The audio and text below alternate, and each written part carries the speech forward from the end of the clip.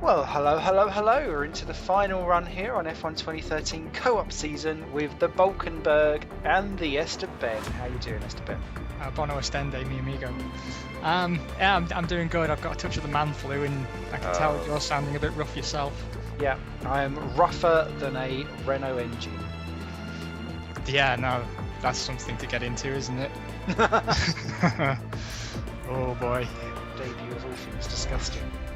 How are we looking in the standings? Well, taking a look actually. Oh, the screen's doing a stupid flash again. I'm sitting in 8th behind a Rosberg and Alonso battle, bizarre as that may seem, in Hamilton and Vettel. Where are you? You're not too far behind. You're down in 13th. 8 to 13, that's not too bad. No, I mean, considering what an atrocious season it's been, I'll take 13th. I think that's probably where I'm going to finish as well, unless I have a very good result.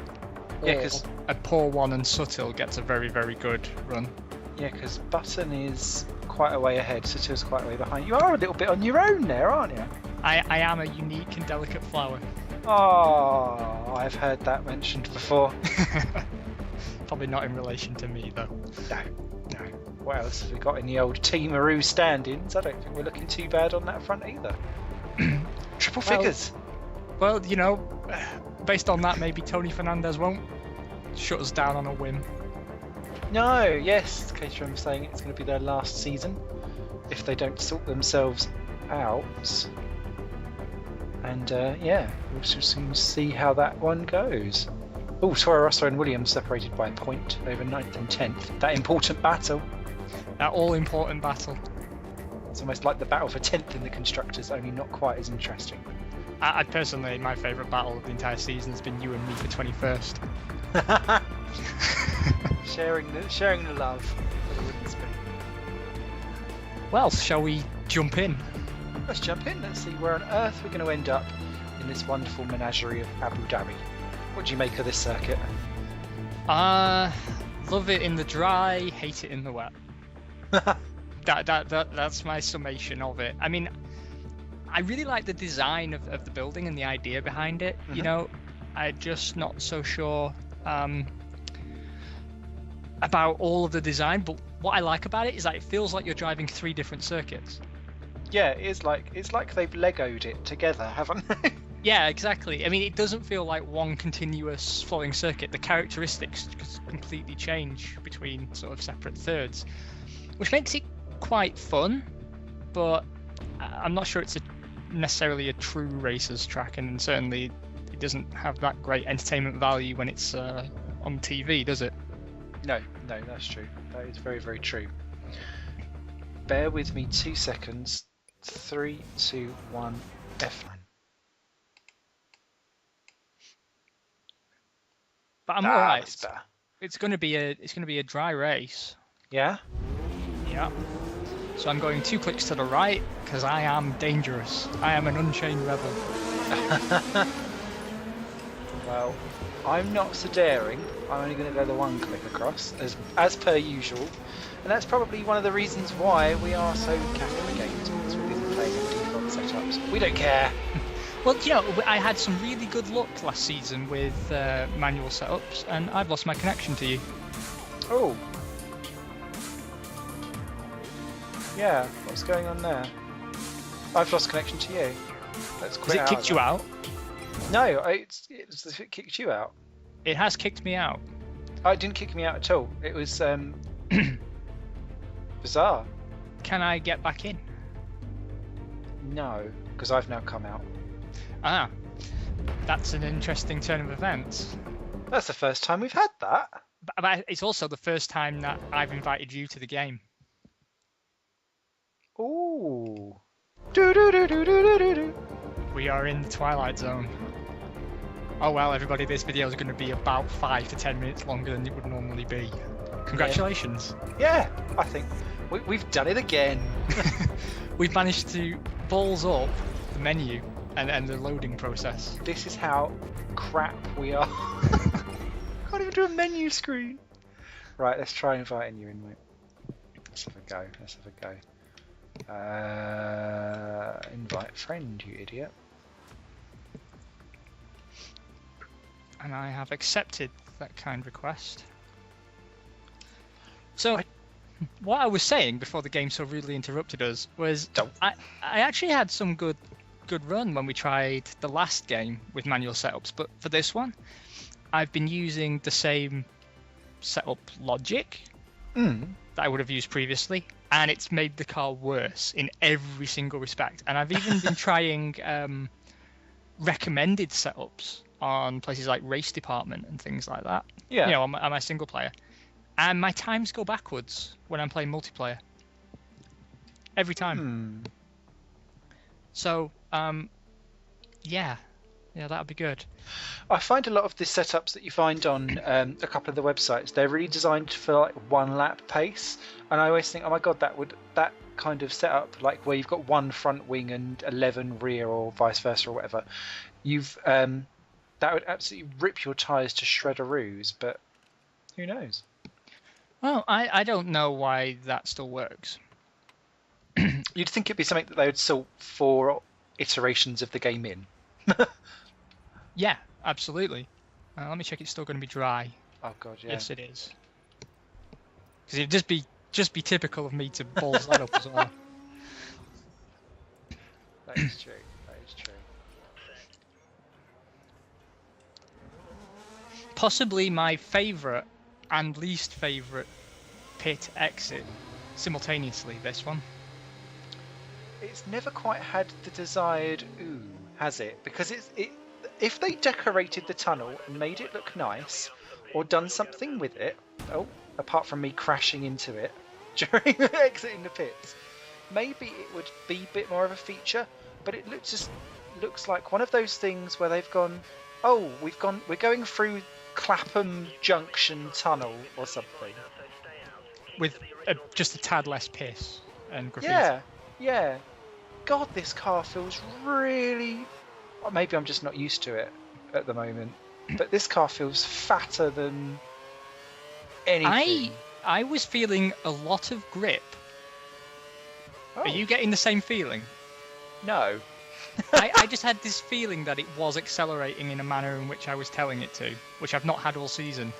And I felt like the car... It did feel fat as in heavy. I felt like it was glued to the road. But beyond that, it's still the same old cack, unfortunately.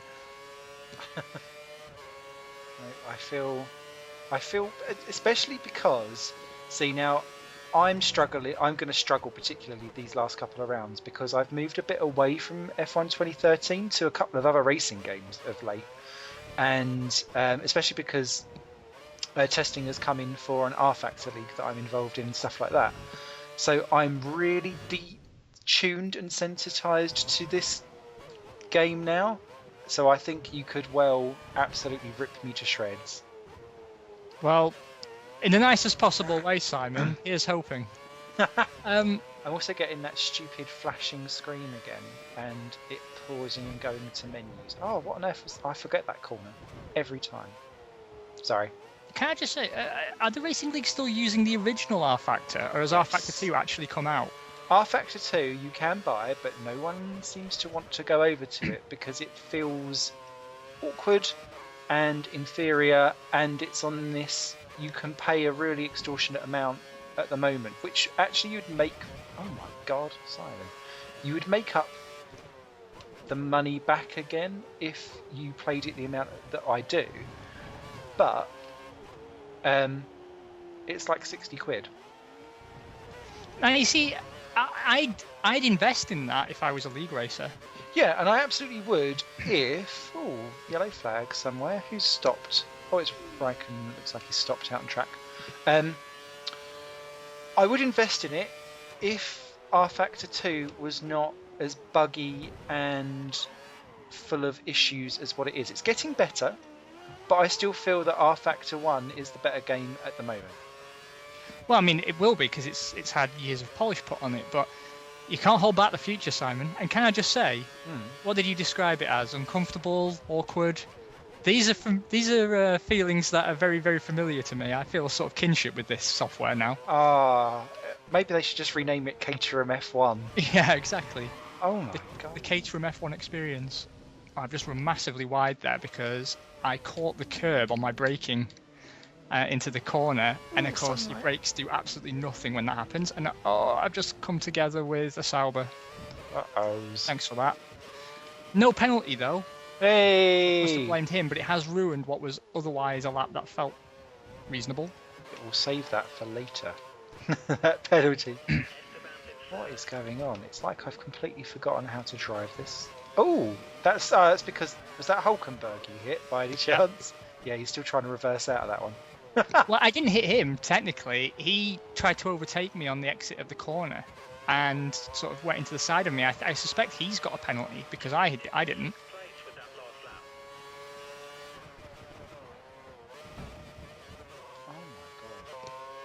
Oh dear, Ben. To relearn this game. This is bizarre. I'm coming in for a fresh set of tyres, and I'm going to try attacking this again in a manner that isn't stupid. So, plenty to talk about on my in-lap. Yes. First of all, just want to say, these cars are god ugly. Just unbearable. Doesn't it make you think of when it was all everyone that complained about ugliness of these cars a couple of years ago? We didn't know how good we was going to get it. Well, I mean, step nose I'm not in favour of, but I kind of adapted to it, right? But I'm not going to adapt to whatever the hell these things are. Monstrosities. They do look a bit dildo-y. That's the only thing they just do. I mean, the McLaren is arguably one of the worst, I think. The car looks wrong, but it's not helped out by its weird colour scheme. What is going on with my game? Sorry. I think it's the colour scheme that causes the problem more than the nose. Yes, absolutely. It looks like it's been wrapped in tin foil and someone forgot to put it in the oven for Christmas. Exactly, it's not a good look, is it? And the nose design possibly isn't the worst, but some of the teams have come up with a bit more of an elegant solution. I don't think the Williams looks too bad. Sorry. Another pit lane entry suffers the wrath of my front nose cone. To be fair, I nearly made the exact same mistake. It's a difficult entry. Yes. Right, and we keep being told in the comments to make sure we change our tyres. Oh, yes. And they're right, and this time I am actually going to change my tyres. Aww. So thank you. I'm sorry, I forget your name. I remember some people now. Yes, our regulars. Yeah, but we only get a handful of comments, so I really should. But I do read everything. I do. Yeah. Do you know what, actually? I can feel this coming on quite badly, so cheers, everyone. I feel that this is going to need a... What are you imbibing there, Simon? Strongbow dark fruit. Not being racist. Wish I had alcohol. Oh, such a shame for alls. So, I won't keep waffling. We'll get on to the news, shall we? Oh yeah, go. Yeah. So, first of all, testing in Jerez brought quite a lot of news, didn't it? Really, because I mean, for me, the biggest shock was Eric Boulier. Yes. Doing one from Lotus. Now, I mean, I can't say I'm genuinely surprised because I suspect he probably wasn't getting paid either. Yeah, a lot. I don't think anyone's probably been paid very much. And he's been the front-facing customer relations kind of dude, isn't he? I mean, he's the one who's been very calm in the face of adversity. Yeah, I mean, he's been dishing out great big spoons of complete nonsense to fans and the media and potential sponsors, and you're going to burn out doing something like that. What surprises me, though, is that McLaren picked him up. Do you know what, actually? He fits that kind of squeaky clean, I'm not saying too much, I can toe the company line mentality that I think McLaren do very well. And I don't see him being someone that's going to trouble them to step out of line.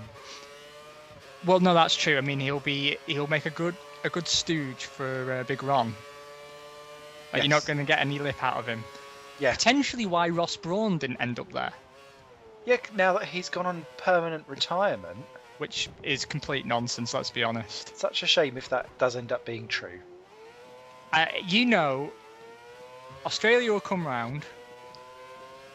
Are we still starting at Australia this year? I get the feeling it's changed. I think we're at Australia. Well, I'm open to being corrected, but let's say it is Australia. Yeah. That'll come on TV. He'll be watching what he's missing out on, and before you know it, he'll be on the phone to someone. And he'll be back in 2015. I'm willing to bet on it. Oh, what is going on? Someone like that will not be able to stay away. Yeah, it does seem all of a sudden, and because he's not had a big lead up really to it. Yes, we know that there was problems probably internally and stuff, but yeah, it does seem a bit of an anticlimax to it all. I'm getting a very weird bug, Simon, where my DRS is refusing to open. Oh no, is that because you've got a DRS issue? Because that is one of the mechanical failures you can have. If it is, my race engineer hasn't told me. Has it got a cross through? No. Oh. Have you assigned a button? I have indeed assigned a button. I suspect it's merely a graphical issue because he's pressing the button, the animation's playing through, Oh. but it's just not opening. Like the green light is flashing on my steering wheel to tell me it's open. That was a very interesting way for Perez to take that chicane, is all I'm going to say. Well, he's an interesting guy, Simon. He is an interesting guy, especially because on Racing Manager 2014, his name is Sergio Peru.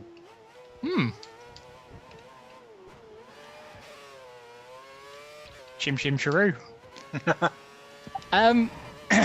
Sorry, I'm all over the place. I cannot talk and drive this track because it's a It's a constant, isn't it? yeah, it's a constant thinking 2 corners ahead malarkey. I do like the fact that the building does change into Caterham green. Yeah, it's good. It's motivational. Oh shit! That looked like the first time that I was actually going to get around without spinning it. Measures. Right, my DRS is open. Yay for DRS. Must be the first person who's ever said that. Yeah, yeah, that's true. So, yeah, he's gone there. Whether that plays out well, whether we see his best boy Romain Grosjean following him after a dismal year at Lotus. That's a good point. That's not even something I'd considered, actually. Well, I mean, that's his protege, isn't it? And they're very, very close. Understandably so. I mean, he's essentially saved Romain Grosjean's career. Oh, yeah. Faith he's had in him. And I don't think Roman's going to have the year that he's hoping for and that he deserves this year. No, who was it that was talking? It was F1 Rejects. I love their podcast. They've recently put one out, and one of them said that they don't think Lotus will even survive 2014, let alone be on the grid for 2015. I've heard that idea batted around. Apparently they've got some Russian monies in the post the other day. They got a check, but I don't suspect it's enough to see out the season. Oh, bring back Petrov. He was always a good cash cow. Yeah, this is the problem though, isn't it? They're going to end up with another pay driver. Yep. If they survive at all. It's a sad case of affairs. A team like Lotus that has been performing how they've been performing, Yeah, it's not good enough. It's a sad state for Formula One that a team so high up the pecking order is struggling. And if that isn't a wake-up call to... I know we keep on going on about all the budgets and blah, blah, blah, blah, blah, blah, but something needs to give somewhere in this climate. No, absolutely, absolutely, and they're not going to be getting the money that they need through the FIA either. I mean, the viewing figures for last season have come out. Yes. Don't know if you saw this. 50 million less, isn't it? 50 million viewers less, and Bernie comes out and blames it entirely on China. Red Bull. Yeah, Red Bull and the fact that China have changed their things and France have changed their things, and there's one less Grand Prix. So does that mean that over the course of a season, 50 million people have tuned into a race? I think it's overall viewing figures. So, I guess people get counted more than once. Like if you watch all 20 races or 19, then surely you get counted 19 times because it's an overall viewership. Yeah, that's a bit of a... So, but if I tuned in for every quali session, does that mean that I'm then 38 times a viewer? I would expect so, because this is the figures they use to sell the sport to sponsors, right? They're going to want to pad it out. Yeah. The interesting thing is, though, I think it's wrong to blame it all on Vettel. What it is him bloody money grabbing and selling out to the pay TV channels. Yep. Of course, less people are going to see it if you license the sport to appear on non-free-to-air TV. Absolutely. Bring back the Concord Agreement that had a specific rule that F1 had to be sold to a tender from a free-to-access channel. Because the TV subscription money, hey, that goes to Sky. You don't really see a penny of that. Maybe they pay marginally more for the rights, fair enough, but what you lose in sponsorship because you're not getting the viewers, surely that dwarfs it. And they've tried this before when they launched their own channel back in the early noughties. It didn't work then. It's not going to work now. Silly sillies. You've done it again. By pure miracle. You're becoming increasingly difficult to work with. Soz, you beat Chilton by 1.3 seconds. I know, there I am on my own again in the weird middle zone. The middle zone. That's a whole TV show waiting to happen. Are you still out? No, I'm done. I'm coming through. Oh, I've still got this weird little bug. Hopefully it will sort itself out when it loads up the race again next time. But so what else has been going on? Oh, Marussia made the test. Yay! Can I just say, props to Marussia. Their car looks very tidy. It does actually. It seems to be one of the few liveries and designs that seems to suit the new regulations not too badly and not look horrific. Exactly, and the car doesn't look as basic as the previous three have been. No, because the problem that I've always... like last year's car was their best car so far, apart from maybe the 2010 where they were on par with Caterham. But when you looked at it, it just looked like it had no bells, no whistles, and someone had just got like out a Tesco value car and went, there you go, off you go. Yeah, exactly. But, was that a budget issue, or was that a very... shrewd for this year kind of thing? What did the race engineer just say? I don't know. Esteben, you're naughty? Probably something like that. I'm stopping lap 8, starting on the primes. I'm stopping lap 7, starting on the options. Going balls to the wall. Wow. Well, yeah, was it a shrewd strategy? Were they getting the basics right? I mean, I think this is a chance to see, actually, how sharp Pat Simmons has been. Mm-hmm. Because they say that the design of this car has been on the go for over 2 years. So, Pat's been involved in the team in that time before he went off to Williams. Yes. So here's where we see the effect that he's going to have. I mean, he already seems to have had an impact at Williams, although whether that was directly him or, someone having their bottom kicked. I'm expecting to see big things from Marussia. I hope so. I expect to see big things from Williams, actually. They look like one of the few teams that were capable of running at that test and not be too bad. Oh, bloody dodginess. Round the outside, Simon. Oh, button in the air for me for some reason. Sorry, Perez. Don't give me a penalty for that. I managed to perform an illegal overtake without overtaking anybody, so it seems we're having issues again. Oh no.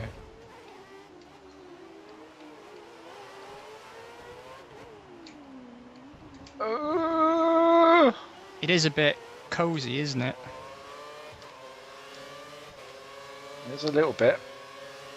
Yeah, we've definitely got a slight sync issue because Massa's judging back and forth slightly for me, but not massively, nowhere near as bad as what it has been.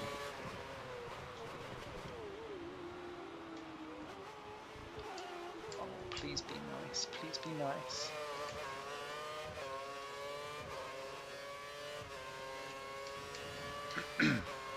So now we're out of the nail-biting part of the first lap. Back on topic. So we've done Marussia. Let's do Caterham, shall we? Because they're looking interesting from a driver standpoint.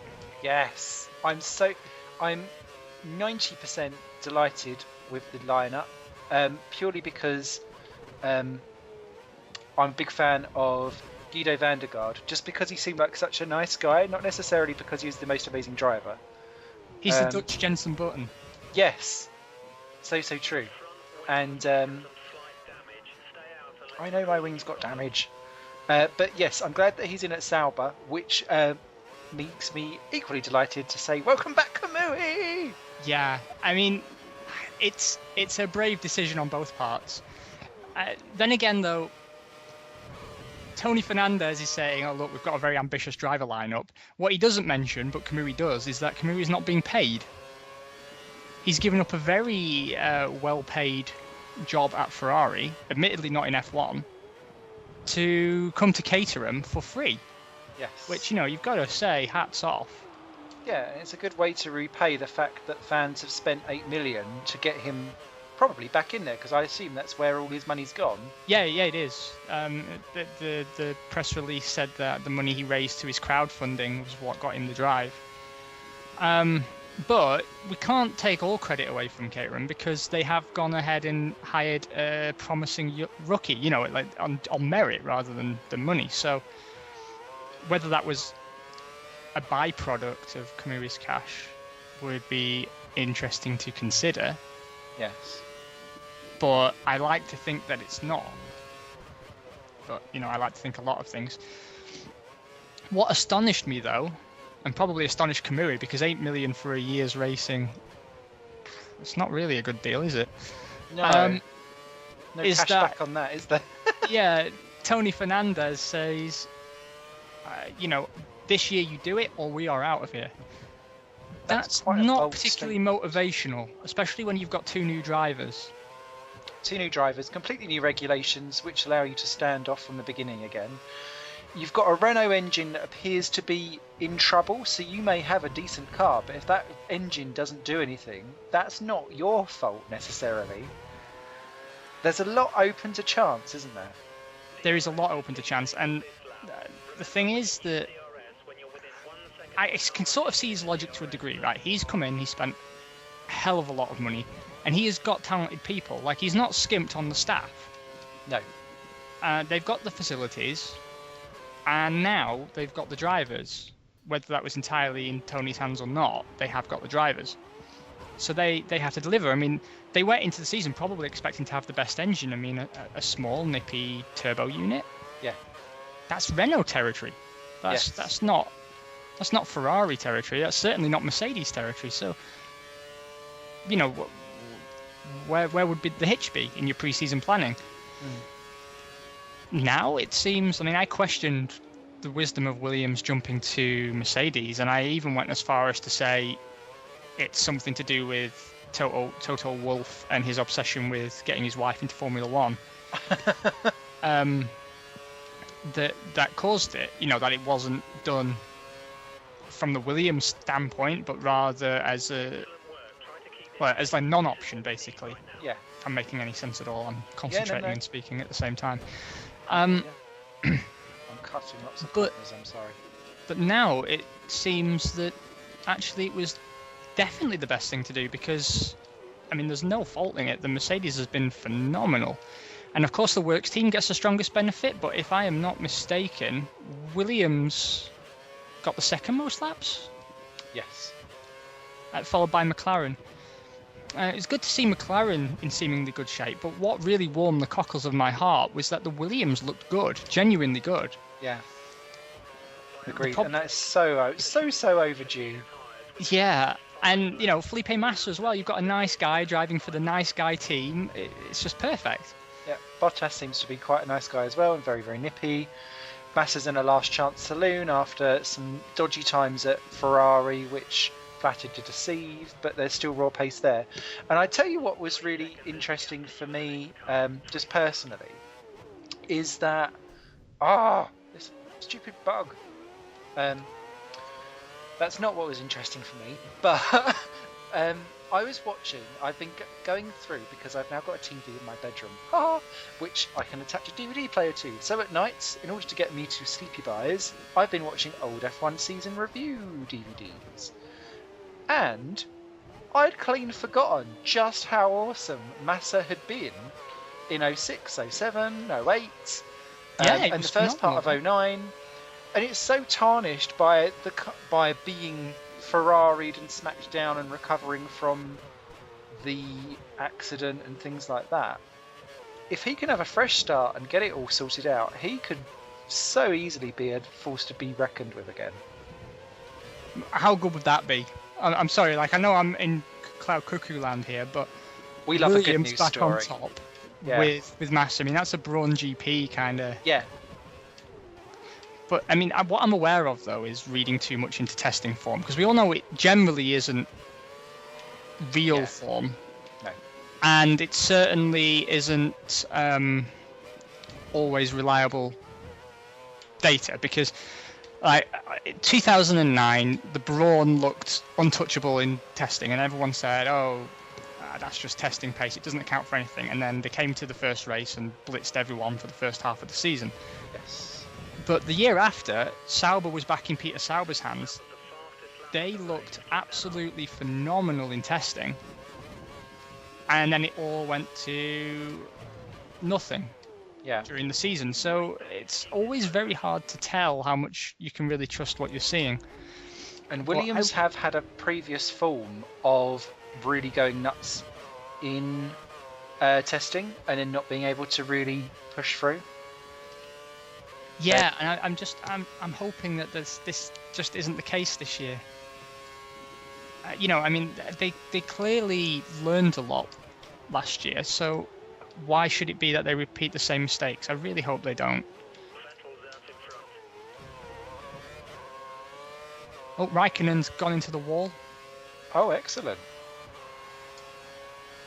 What position are you in, mate?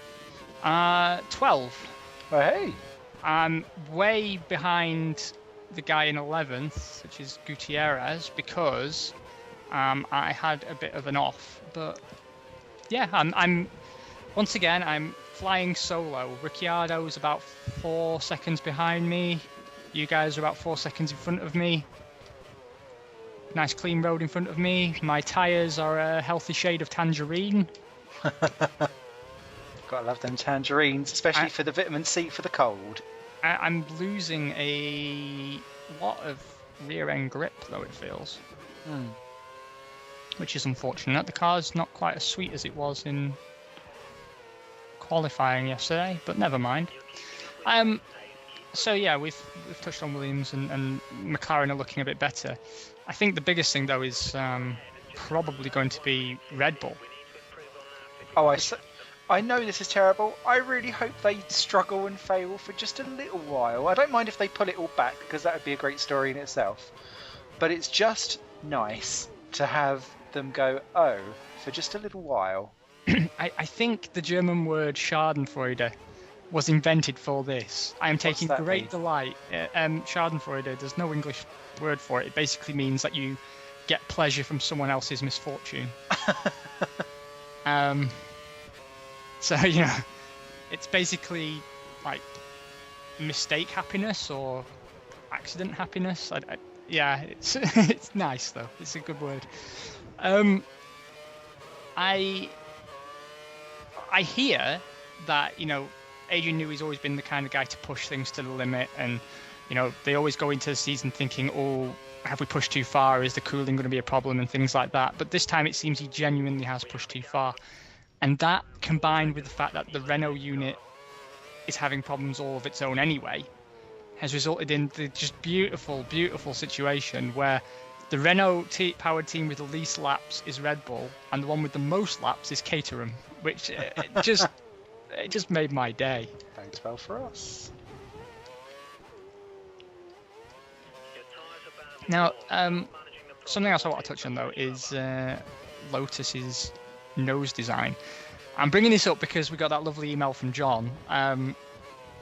Thank you, everybody who watches, because I am genuinely pathetically grateful. You all know I don't actually consider what we do to be all that legit. So I genuinely do like reading everyone's comments and stuff, or hearing from people. And John sent us an amazing email. Yeah, he did. Yeah, it was brilliant. And I actually agree with him on a lot of stuff, which may have come as a surprise, but he had some really good points to raise, actually. I know that feeling as well. I listen to a lot of F1 blogs where people are talking about stuff and I'm sort of screaming, going, no, you didn't mention this. And then, they're not necessarily, especially something like BBC Radio 5 Live, is just not accessible.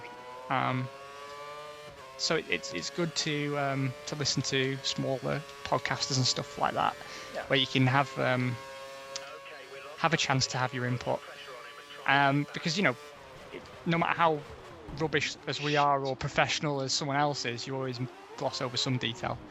But he raised the point of the rather unique Lotus nose design, which I found very, very interesting when it came out. I thought it's one of the nicer solutions until I realised that the prongs at the front are uneven, they're asymmetrical.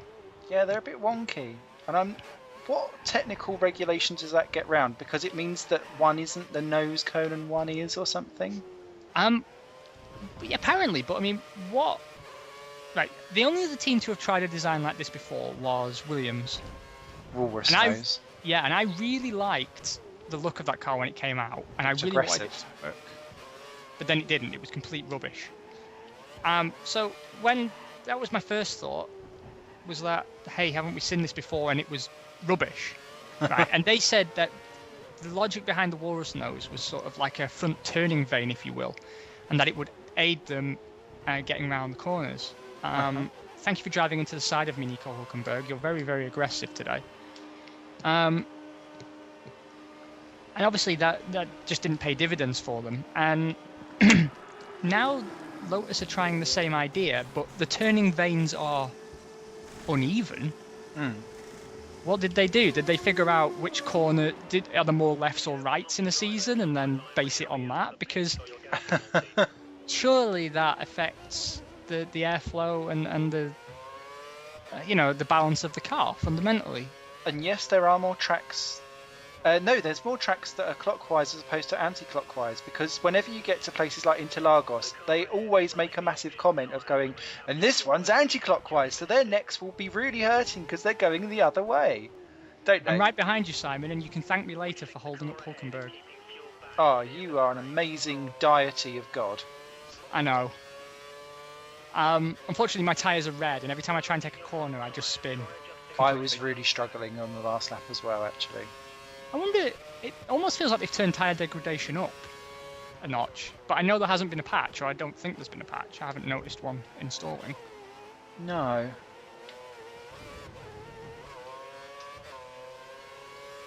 But hey ho. So yeah. I mean, it was an interesting thing to know. I would have loved to have heard his opinions on it himself, actually. What's your reckoning though, Si? Because I mean, I also heard that I can't remember which team it was. One of the teams came out and said, "Oh, that'll be the new standard." Oh no. Oh, I hope not. So one of the teams looked at it and said, "I reckon that's a really good concept, and you'll see other teams adopting it rather than the." I don't want to call it the dildo nose, but I'm going to. Let's call it the Gonzo. The Gonzo. Go for the Gonzo design. The Gonzo. Oh, I love that. I really hope not, because it looks a bit wrong. Thanks for going straight into the back of me there, Hulkenberg, and spinning me round, you complete cretin. Oh, not again. He did. That's the third time he's going to the back of me. I sincerely hope he gets a penalty for that. He just wants your ass. Well, it is fine and pert and desirable. Yeah. That was the slowest and most pathetic pit entrance ever, Ben. I was so scared of hitting the wall and looking like a complete fool that... I'm so busy not... Well, yeah, let's get that terrible rubber off. Lovely. Love your dildo. nose. Yeah, so I'd rather have that than the Gonzo nose as the standard, but I think if I have to pick one that looks the best, I'm tempted to say Ferrari on the basis alone that it's just not like a giant plastic penis. But also Marussia, I think, has done it as best as can be expected. Elegantly. Yeah. The Mercedes looks okay. I don't mind the Mercedes. Mm-hmm. I love the new Force India livery. Yes, I know we was discussing this on Twitter, and you were saying, I don't know if I've just got bad taste. It does seem to be one of those liveries that's dividing people. Some people were saying you can't do black, white, and more than one other colour. I say you definitely can with a livery like that. I just think it works. I know it shouldn't, and that's why I mentioned the bad taste thing. Also because I'm being forever reminded by like my relatives that when it's time to buy a birthday card, I'd go and pick up cards for friends and family, right? And then my mum would go, Ben, no, just put it back. That's hideous. And so I've been brought up to believe I have no taste. So when someone presents me with a mint green, bright orange, black and white racing car, and I go, that's excellent, then I know there's probably something amiss. Just think, it's like having mint and orange flavoured penguins all in one bar. How could that not be amazing? That would be a thing of true majesty. Do you know what I discovered on a completely unrelated note? That there is... Oh, don't make me hand back the position. Okay, make me hand back the position. Actual penguin in penguin bars. Actually, that would be amazing. But there used to be blue Coca-Cola. I have heard something along those lines, but I've never seen it. But then in America, they used to have clear Pepsi, which we never got. Which sounds all kinds of awesome. And wrong, all at the same time. I'm sure it's because of E-number issues, but I don't care. Yeah, I mean, I kind of like the idea of clear cola as a novelty thing. But then again, what did we have, really? What was our special drinks that you don't get anywhere else? There was... Iron Brew. Yeah, Iron Brew. Which is essentially rust. Dandelion and burdock. Yes! Do you know, Ginger as a kid, ale. I absolutely abhorred Dandelion and burdock. I thought it was just crap. And then now I live in Germany, I can't get enough of the stuff. Oh, because it's a novelty, I don't have it. Next you'll be telling me you like elderberry.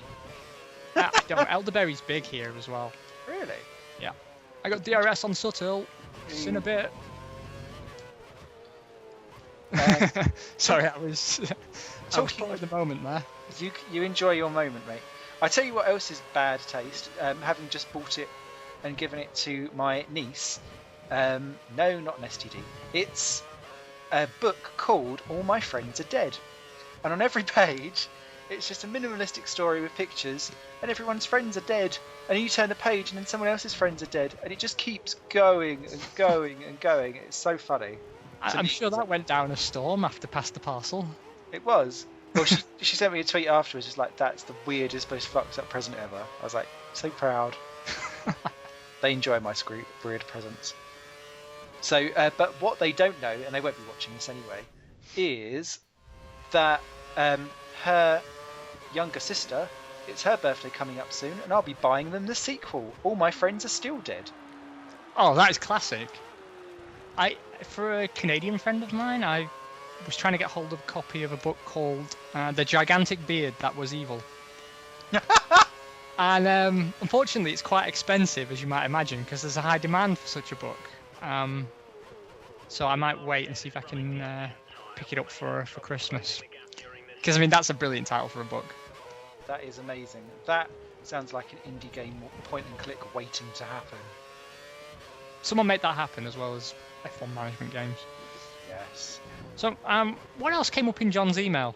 Why are we shit at this game? Oh, that we are crap at this game, but we are, and he's perfectly entitled to say so, because it's true. I remember, he was asking about the F1 management playthroughs, and I know you've got one in the barrel, right? Yes, my first edition of this is going up actually on the night that we've recorded this. Straight afterwards, I'm putting it up. It's torrid. It's terrible. There will be issues. Do not panic. Yes, so we'll be doing that. You're going to be doing some... You're going to be having much more fun, aren't you? I'm doing Grand Prix World. I'm playing a good one, rather than the abhorrent mess you're having to deal with. Yeah, I recorded episode 1, and the problem was there was so much to explain that the episode overran massively. So I'm going to work on my presentation now and try and explain the game in a way that doesn't take a billion years. I am trying to show off the best of the game as well, and I was playing as Minardi, but I'm starting to think maybe going for a midfield team might present a more balanced view of the team. So I'm going to play around a little bit more. I want to get it finished soon and then send it to Simon so he can bang it on his channel. Feedback, as ever, is appreciated massively, because I don't know what I'm doing.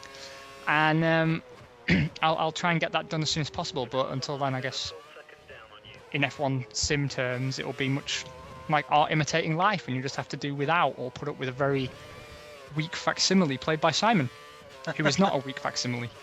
Ah, no, it's it was my first go playing Racing Manager 2014 when I actually took the video, and then I deleted the video and redone it again as like a second go through, because I realised that I was just clicking things randomly going, what does this do? There's no instructions. This is crap. This is crap. This is crap. I should have kept it as an outtake actually. But it eventually resulted in me drowning my sorrows in cider, as every true Brit does. And yeah, it was torrid. I wouldn't say that the next one that comes up is any different, but what I will say is that the entire field of 42 cars that I managed to accidentally get in onto the grid, we're covered by 30 seconds. I'm lost for words, to be honest. That game is just appalling. I had played it because we spoke about it on our Monza round. Yes. And I'm interested. Now you've played it, I'm very interested to see your playthrough of it, because I really want to hear your thoughts on it. I think my points will be much more coherent in the next episode, because it's mostly me going, but there's no explanation of it. I found myself in the same position, kind of, when I was playing that game. I spent a lot of my time weeping softly to myself and just saying why over and over again. Because there is some good ideas trapped in there, which is what makes it even more frustrating. That's exactly my feelings. You can tell someone there, like one person, the office outcast, really loves F1. I mean, genuinely loves it. Yeah. And then he's overshadowed by people who want to grab our money and people who don't care. And they overrule. And you can tell there's just like 10% of that game is crafted with complete and utter devotion, and the rest of it is just crafted by pieces of shit. Yeah. I mean, I thought, who has made this game? It can only be a troupe of travelling circus monkeys. That is all. That is all it could possibly be. What I do like on Steam, though, is on their little comment section where they're going, patch 1.04 is now out. And they're like, nope, still doesn't actually open the game. Yeah. I'm like, poor person. How long has that game been out now? With all the issues it's had, and they're only on 1.04? That is shameful. A good few months. It annoys me as well, because it's from the same publisher that there's some stuff like Tropico. Okay. Tropico is fantastic. Yep. Even if Tropico 4 was a shameless DLC money grab, it was a good game. Yeah. And you'd think they'd have some kind of, I don't know, not QA. Yeah, quality. Yeah, QA, quality assurance. I was going to say QR codes. That's not really what a game needs at all. But there we go. Well, QA. Kuwait. QA is going the way of the dinosaurs, because what you do now is you release the game completely unfinished, Yes. and then say, oh, it's an alpha, and then you charge people to play it. Yep. And then you never finish it because, hey, you've got the money already. Yep. I was having a massive debate on Facebook with someone actually over a thing that was posted on Kotaku, the gaming website, and it was saying about the shamelessness of free-to-play, pay-to-win games. And they were saying that in the latest Dungeon Keeper game that's come out, that's on mobile, is it Dungeon Keeper or Dungeons and Dragons? I can't remember. Dungeon Keeper, yeah. Apparently, it's going to cost you $3,800 to unlock everything if you was to pay for it in the game. Yeah, actually, I recommended him before, but if you go over to Nerd Cubed... Ah, yes, he was the person that's involved in that thing.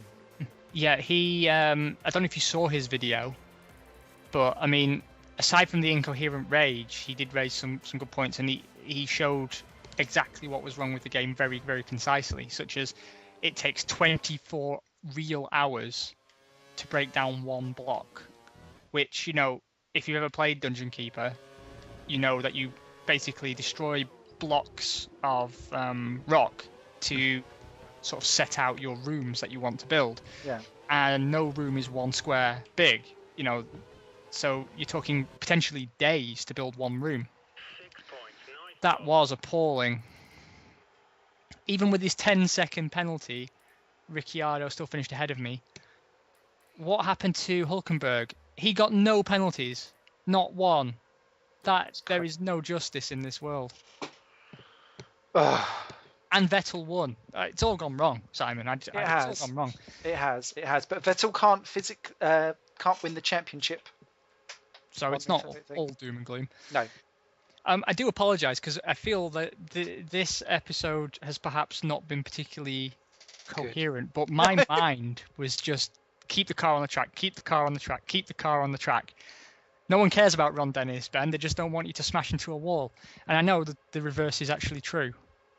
You don't care if I smash into a wall as long as I don't talk nonsense for 35, 40 minutes. So, yeah, I do apologise because I thought actually, I watched our Japan episode back and I thought, do you know what? We actually got that about on the money in terms of presentation. And then I've just bollocksed it now. So, don't worry. Apologies. Everyone loves a good pair of bollocks. He says. He says. Points, though, for prizes for Caterham, so that's all good. Points do mean prizes. There's a 14-inch colour television set from 1992 waiting for you, Simon. Cuddly toy! Yeah! Oh, it's all gone Bruce Forsyth. It's all gone a bit Brucey. Brucey bonus. Well, that's the end of that one. Was there anything else you wanted to say on the Dungeon Keeper stuff before we sign off? Just that it's terrible and anyone who pays money to unlock anything in that game should be ashamed of themselves. I'll agree with that one. My big moan on that one was that I refuse to buy anything that's free to play, pay to win, or anything that's free to play, actually. I just don't buy it out of principle because I want to pay a one-off fee, regardless of how big that is, so that I can own it for life. I refuse to buy anything that you can only play online as well, because sooner or later that server will get shut down, and what am I left with? A big stiffy pile of nothing. And so my issue is more about the fact that if you buy a product and it's digital, that people don't seem to hold that in the same way of a piece as value as if you held something physically in your hand. And I think that if we spent more time focusing on that problem, then you wouldn't have an issue with people being charged through the nose constantly all the time. Yeah, that's true. I mean, the problem is there's no real precedent for this, right? Until there starts being legislation, until I'm reluctant to wish for more state and legal interference in the internet, but until this sort of market is regulated, then we have problems. I mean, Steam doesn't even make sure people finish their games. And to be honest, Steam and Gabe N, they're kind of to blame for this, because what kicked off this whole DLC and making money through content was the success of the Team Fortress hat store, really, in my mind. I mean, I know there was DLC kind of previously, but the DLC I remember before that was generally genuine add-on packs. I know there was the horse armor debacle, but it didn't seem to be as prevalent until they turned over several 100 million selling fictional hats. Yeah. But then I suppose, are they to blame, right? Because we still market forces, they were giving people what they wanted. Are we really to blame? Do gamers need to have a long, hard look at themselves? And I think the answer is yes. Yes, we do. Be more be more precise over your purchases. Make sure that you know what you're getting. Do not buy time waster unlocking packs. That's just lazy. What's the point? It's like here, have a game, you can unlock it all. Oh, spoon feed into the mouth. And I just think, oh. And my issue with the time saving packs is that if you are in an online community, what's the point of going to play? Say if it was a racing game and you've unlocked all the fast cars on day one because you paid for the time saving pack, and I've still got all the low level minis or something. When I go online, I just get trashed. So what's the point of going online? So that's that community fucked. No, I agree with you completely. I mean, I know we've got to wrap it up, but Yes. Star Citizen, I talk about it all the time because it's a very important project for me. Whoop, whoop. I have an issue with people who've bought every single ship in the game. Because I know there's upgrades for the ships, but what really have you got left to work towards? Mm-hmm. Nothing. And a lot of these people, I'm not saying specifically those people, but a lot of people in the community, originally the idea was that you only had one character, right? So you had to live with the consequences of your decisions, which I thought was excellent. Yes. You know, there's enough games Love where you that. can have alts and game the system. Why can't we have one pure game? Mm-hmm. And no, that wasn't to last. So now you can have multiple characters, right? Now, Oh. what annoys me about that is that what's the point of playing an online game if you're just gaming the system through your own characters? Yep. It becomes a spreadsheet exercise, right? I mean, the whole point was that if you chose to be a dodgy pirate or whatever, or a trader, you know, there's some stuff you can only get access to in pirate space, but it's not safe to travel there unless you're a pirate. There's some stuff that the pirates can't get hold of. They need to get from legitimate systems, but they can't go because of the police, you know, the navy. And so it forced a sort of player interaction that was quite interesting to me, not beyond sort of like, I hire you to escort me, or let's trade this for this. It was about the pirate and the merchant community being diametrically opposed, but still having to sort of have this symbiotic relationship where, you know, they both needed something the other one had. And I like the idea of, you know, a pirate or a merchant having to go into or close to the other side's space and trying to tentatively make an arrangement to supply themselves on the basis that their reputation is probably that they're going to blow you up. I thought that was a really interesting dynamic to introduce. And now what we see is you're going to have pirates who also have a second account for someone who's got a clean criminal record, and they're going to shifty stuff about each other. And they're going to shifty information. And a big feature of the game was information, right? There's a ship that's coming out that has a special onboard computer that holds information, and you can be an information trader. Mm-hmm. Now, what you're trading there is an in-game commodity, so it doesn't really affect that. But the principle still applies that you can use an alt to gain knowledge that you shouldn't have that skews the whole game. I mean, what's the point? Is an advantage really worth that much to an individual gamer over the entire experience? I don't think so. Crazy. Crazy. Well, on that note, let's be grumpy old men and sign off. We'll see you for the penultimate round in good old Kentucky Fried Chicken America. Yeah. And thank you very much for joining us, as always. Yes, pleasure as always. You guys will take care. See you soon. Toodles. Oh, that's my line.